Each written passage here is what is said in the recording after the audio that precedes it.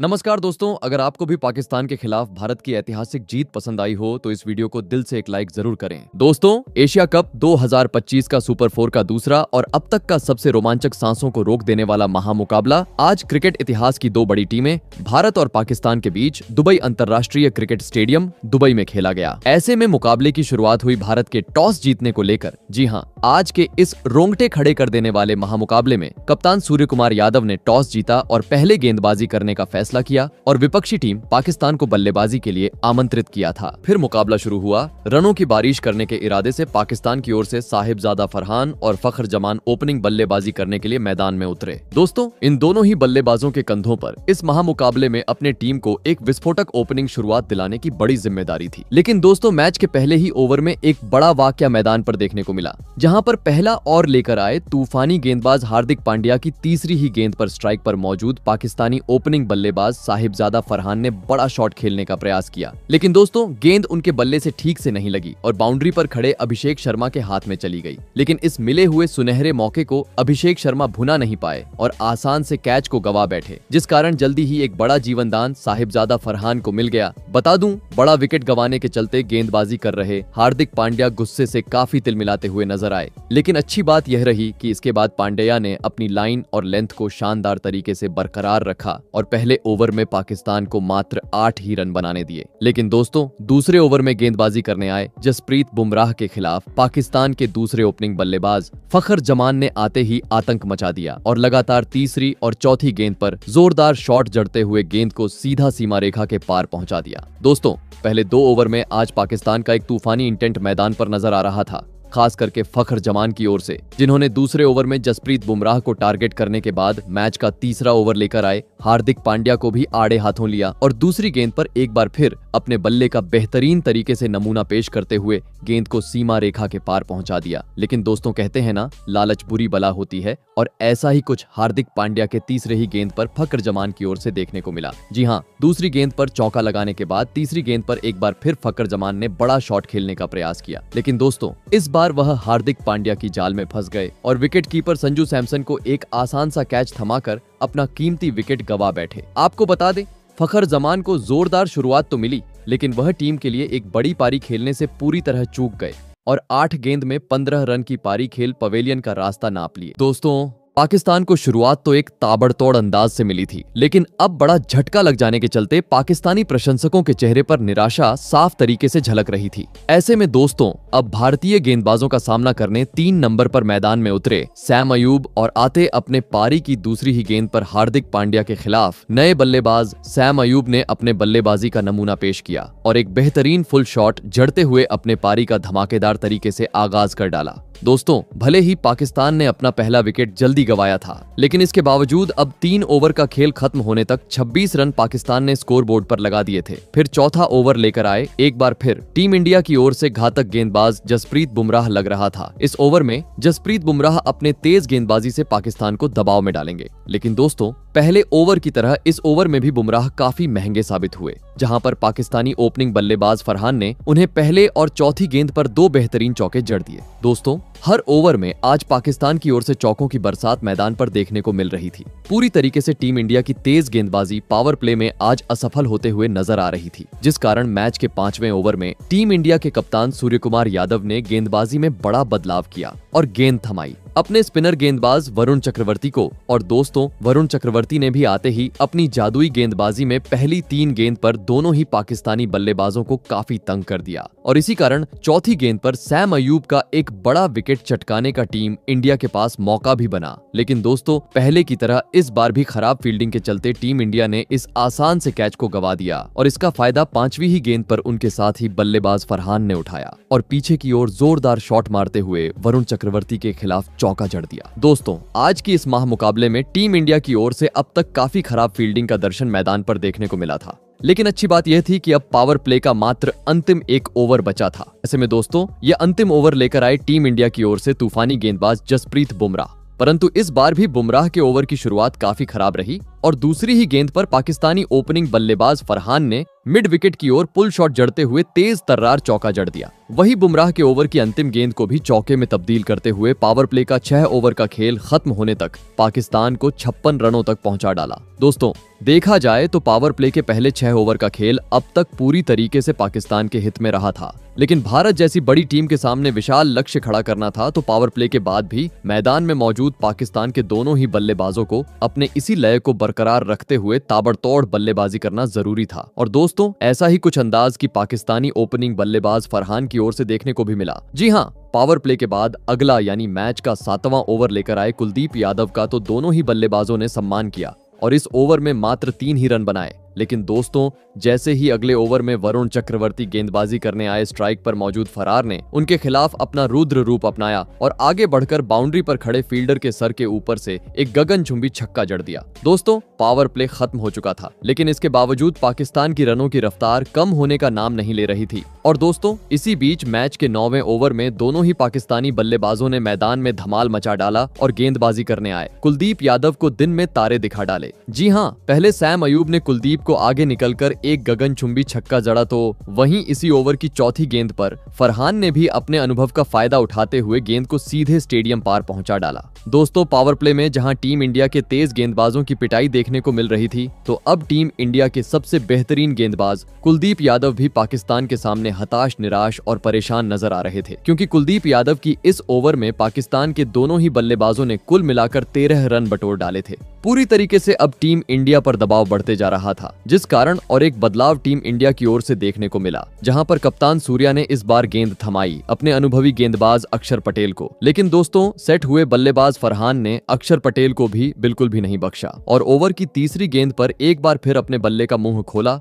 और गगनचुंबी छक्का जड़ डाला और महज 35 गेंद में भारत के खिलाफ अपना 50 पूरा कर लिया। दोस्तों, पाकिस्तान की ओर से इस तूफानी बल्लेबाजी को देख पवेलियन में बैठे पाकिस्तान के अन्य खिलाड़ी भी काफी खुश नजर आ रहे थे। तो वहीं दूसरी ओर टीम इंडिया के प्रशंसकों में अब टेंशन साफ तरीके से देखने को मिल रहा थी। मुकाबले में वापसी करनी थी तो टीम इंडिया को किसी भी हाल में इस साझेदारी को तोड़ना जरूरी हो चुका था और दोस्तों, अंततः यह काम करके दिखाया। पार्ट टाइम गेंदबाज शिवम दुबे ने जी हां मैच का 11वां ओवर लेकर आए। शिवम दुबे ने आते ही अपने गेंदबाजी से कमाल कर डाला और तेज गति से विस्फोटक बल्लेबाजी कर रहे सैम अयूब को अपने गेंदबाजी में फंसाया और अभिषेक शर्मा के हाथों कैच आउट करवाते हुए लंबे अंतराल से चल रही पाकिस्तान की इस साझेदारी को यहीं खत्म कर डाला। आपको बता दें, सैम अयूब 21 रन की पारी खेल आउट हुए। दोस्तों, सैम अयूब के विकेट के साथ अब पाकिस्तान के 2 प्रमुख बल्लेबाज पवेलियन का रास्ता नाप चुके थे। पहली बार टीम इंडिया के खिलाड़ी राहत की सांस लेते हुए मैदान पर नजर आ रहे थे। ऐसे में दोस्तों, अब 2 बड़े बल्लेबाज जाने के बाद पाकिस्तान की ओर से मैदान में उतरे हुसैन तलत, बता दूं,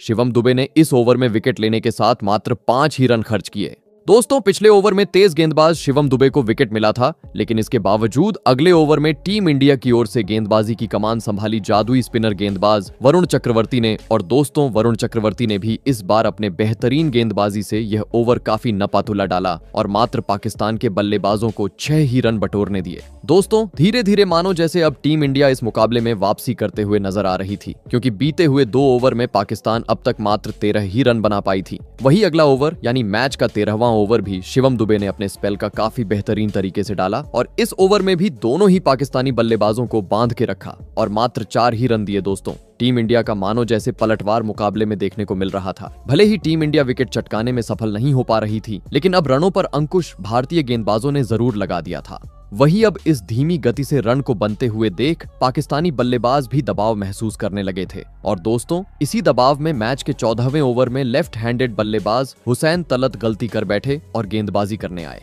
कुलदीप यादव की पहले ही गेंद पर अतरंगी शॉट लगाने के चक्कर में वरुण चक्रवर्ती को एक आसान सा कैच देकर अपना विकेट गंवा बैठे। आपको बता दें, कुलदीप यादव ने हुसैन तल्लत को महज 10 रनों पर पवेलियन का रास्ता दिखाया। दोस्तों, रनों पर अंकुश लगाने के साथ अब टीम इंडिया ने पाकिस्तान को तीसरा झटका भी दे दिया था। बेहतरीन तरीके से भारतीय गेंदबाज मैदान पर नजर आने लगे थे। ऐसे में दोस्तों, पाकिस्तान की ओर से मैदान में उतरे मोहम्मद नवाज, परंतु कुलदीप यादव से पाकिस्तान टीम उभरे उसे पहले ही अगले ओवर में गेंदबाजी करने आए। शिवम दुबे ने एक बार फिर अपने करिश्माई गेंदबाजी से पाकिस्तान को और एक बड़ा झटका दे दिया। जी हां, दरअसल 15वां ओवर लेकर आए शिवम दुबे ने अपनी पहली ही गेंद को स्लोअर डाला, जिसको स्ट्राइक पर मौजूद फरहान समझ नहीं पाए और बड़ा शॉट खेलने चले गए। लेकिन दोस्तों इस बार गेंद उनके बल्ले से ठीक से नहीं लगी और सीधे हवा में खड़ी हो गई और इस आसन से कैच को टीम इंडिया के कप्तान सूर्य कुमार यादव ने लपक लिया और लगातार दूसरे ओवर में पाकिस्तान के बड़े बल्लेबाज को पवेलियन का रास्ता दिखा दिया। आपको बता दें, साहिबजादा फरहान 58 रन की एक धमाकेदार पारी खेल आउट हुए। दोस्तों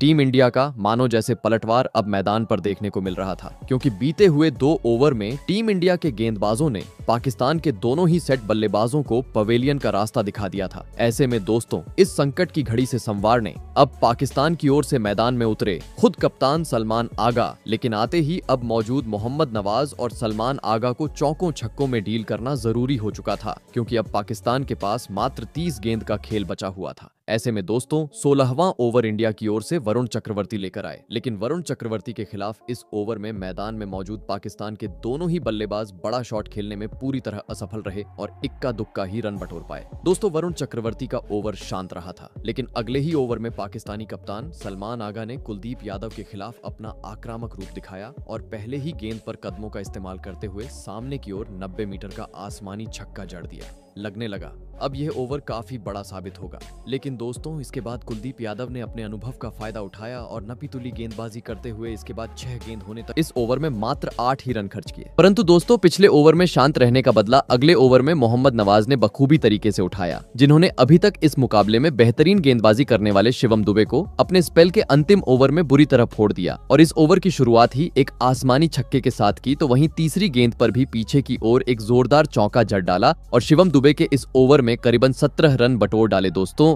अंतिम ओवरों में एक बार फिर अब पाकिस्तान अपने मोमेंटम को पकड़ते हुए नजर आ रहा था, लेकिन दोस्तों इसी बीच अगले ओवर में यानी 19वें ओवर में एक बड़ी तालमेल की कमी दोनों ही बल्लेबाजों के बीच देखने को मिली, जहां पर एक रन तो दोनों ही खिलाड़ियों ने पूरा किया, लेकिन दूसरे रन के लिए मोहम्मद नवाज क्रीज से बाहर निकल आए और दोस्तों इसी को देखते हुए कप्तान सूर्या ने एक बेहतरीन थ्रो के साथ मोहम्मद नवाज को रन आउट कर डाला और अहम मौके पर पाकिस्तान को इस मुकाबले का 5वां झटका दे दिया। आपको बता दें मोहम्मद नवाज पाकिस्तान के लिए आज मात्र 21 ही रन बना पाए। ऐसे में दोस्तों अब मात्र अंतिम 8 गेंद का खेल बचा हुआ था। मैदान में उतरे फहीम अशरफ और आते ही दोस्तों फहीम अशरफ ने अपना आक्रामक रूप दिखाया और बुमराह के खिलाफ पीछे की ओर चमचमाता एक गगनचुंबी छक्का जड़ दिया और अपने इरादों को स्पष्ट कर डाला। जी हां, क्योंकि 19वें ओवर की तरह अंतिम ओवर में भी नए बल्लेबाज फहीम अशरफ ने अपने बल्लेबाजी का नमूना गेंदबाजी करने आए, हार्दिक पांड्या को दिखाया और अंतिम ओवर में एक स्टेडियम पार छक्का और एक जोरदार चौका जड़ते हुए 20 ओवर का खेल खत्म होने तक पाकिस्तान को 170 रनों के पार पहुंचा दिया और यह महामुकाबला जीतने के लिए भारतीय टीम के सामने 172 रनों का विशाल लक्ष्य खड़ा कर डाला।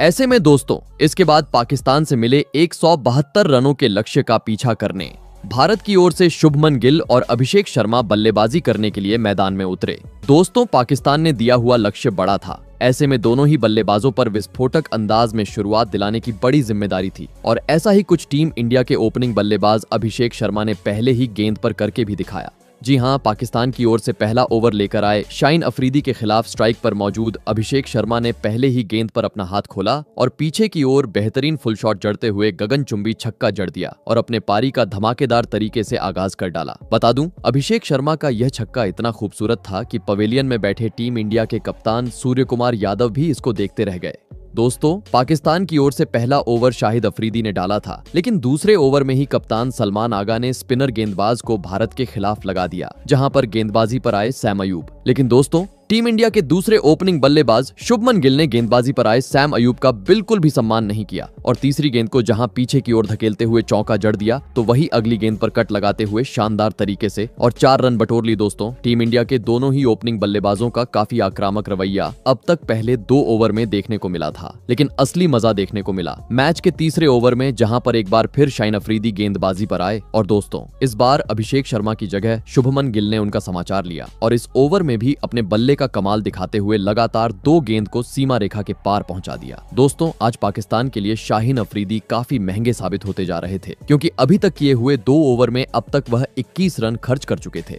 और इसके चलते 3 ओवर में ही भारतीय टीम ने 30 रन स्कोर बोर्ड पर लगा दिए थे, जिसे देख पाकिस्तान के कप्तान सलमान आगा भी अब टेंशन में नजर आने लगे थे। जिस कारण दोस्तों मैच के चौथे ओवर में अपने नए गेंदबाज अबरार अहमद को उन्होंने गेंदबाजी आक्रमण पर लगाया। लेकिन दोस्तों अबरार अहमद को गेंदबाजी पर लाने का फैसला कप्तान सलमान आगा का पूरी तरह गलत साबित हुआ। जी हाँ, क्योंकि आते ही टीम इंडिया के विस्फोटक बल्लेबाज अभिषेक शर्मा ने उनका समाचार लिया और पहले ऑफ साइड की ओर एक जोरदार चौका जड़ा, तो वहीं इसके बाद अगली गेंद पर चमचमाता छक्का जड़ते हुए सभी को हैरान कर डाला। दोस्तों दुबई के इस रेगिस्तान में अभिषेक शर्मा आज चौकों छक्कों की बरसात करते हुए मैदान पर नजर आ रहे थे, क्योंकि पिछले ओवर में स्पिनर गेंदबाज को आड़े हाथों लेने के बाद अगले ओवर में हारिस रऊफ को भी अभिषेक शर्मा ने उनकी असली औकात दिखाई और दूसरी ही गेंद पर लेफ्ट साइड की और एक बेहतरीन चौका जड़ दिया। बता दूं, अभिषेक शर्मा का चौका आने के बाद इस ओवर की अंतिम गेंद पर उनके साथ ही बल्लेबाज शुभमन गिल ने भी इस ओवर का अंत एक शानदार चौके के साथ किया। दोस्तों टीम इंडिया की इस जोड़ी ने अब देखते ही देखते महज 28 गेंद में 50 से अधिक रनों की साझेदारी पूरी कर ली थी। लेकिन असली तूफान देखने को मिला पावर प्ले के अंतिम ओवर में, जहां पर गेंदबाजी पर आए सैम अयूब की मैदान में मौजूद अभिषेक शर्मा और शुभमन गिल ने बुरी धज्जियां उड़ा दी। जहां पर पहली गेंद पर अभिषेक शर्मा ने सामने की ओर एक खूबसूरत चौका जड़ा, तो वहीं इसके बाद बची हुई 5 गेंद पर शुभमन गिल ने 2 चौके बटोरते हुए पावर प्ले का 6 ओवर का खेल खत्म होने तक टीम इंडिया को 69 रनों तक पहुंचा दिया। दोस्तों पाकिस्तान से मिले हुए लक्ष्य का पीछा करते हुए जैसी चाहिए वैसी शुरुआत तो टीम इंडिया के दोनों ही ढाकड़ ओपनिंग बल्लेबाजों ने दिला दी थी, लेकिन अभी भी लक्ष्य काफी दूर था। इस कारण पावर प्ले के बाद भी मैदान में मौजूद टीम इंडिया की इन दोनों ही बल्लेबाजों को अपने इसी लय को बरकरार रखते हुए ताबड़तोड़ बल्लेबाजी करना जरूरी था। और दोस्तों ऐसे ही झलकियां पावर प्ले के बाद स्ट्राइक पर मौजूद अभिषेक शर्मा से देखने को भी मिली, जिन्होंने पावर प्ले के बाद अगला यानी मैच का 7वां ओवर लेकर आए। अबरार अहमद को आते ही आड़े हाथों लिया, जहां पर पहले तीसरी गेंद पर ऑफ साइड की ओर चमचमाता छक्का जड़ा, तो वहीं इसके बाद 5वीं गेंद को भी छक्के में तब्दील करते हुए पाकिस्तान को पसीने छुड़ाने पर मजबूर कर डाला। बता दूं, अभिषेक ने अपने खुद के दम पर इस ओवर में 16 रन बटोरे।